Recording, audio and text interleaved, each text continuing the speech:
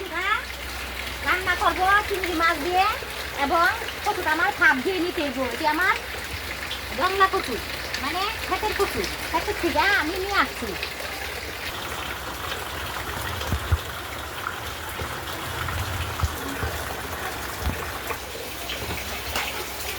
করানো হয়ে গেছে, এখন আমরা কচুটা ভাপ দিয়ে নিব। আমরা এখন দেখে দেবো কচুটা যখন ভাপ হয়ে যাবে তখন আমরা নেমে ফেলবো। ভাপ দেওয়া হয়ে গেছে, এখন আমি কচুটা নামিয়ে ফেলবো। এই দেখুন, এখন আমি কচুটা ঢেলে দিচ্ছি, বসে দিচ্ছি কচু রান্নার জন্য।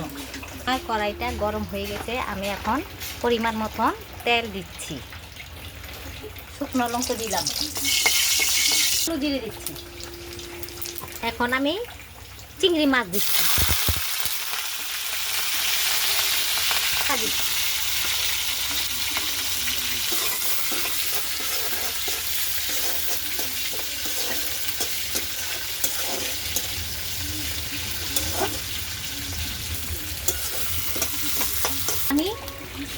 এখন আমি একটু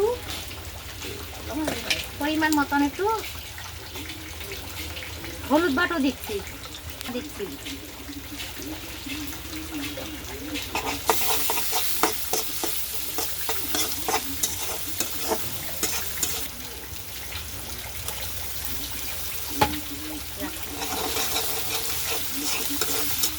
জিরার গুঁড়ো দিচ্ছি পরিমাণ মতন।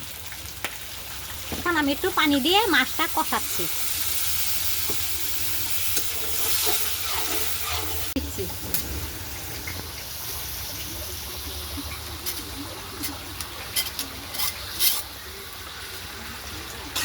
আমি এখন লেজে ছেড়ে দিচ্ছি।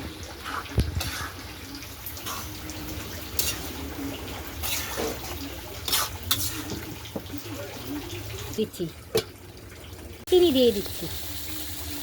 আমি এখন একটু লাড়াচাড়া দিয়ে আমি কচু শাকটা নামিয়ে ফেলবো। এক বোতল জিরের গুঁড়ো দিচ্ছি।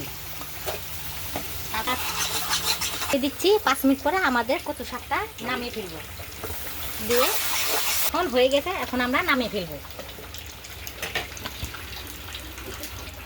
আমরা এখন ঢেঁড়স ভাজি করবো।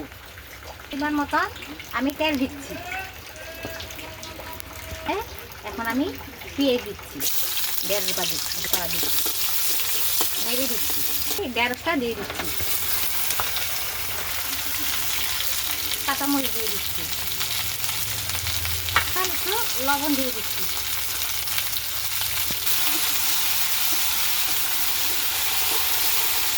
হয়ে গেছে, এখন আমরা নামিয়ে ফেলব ঢেঁড়স ভাজি।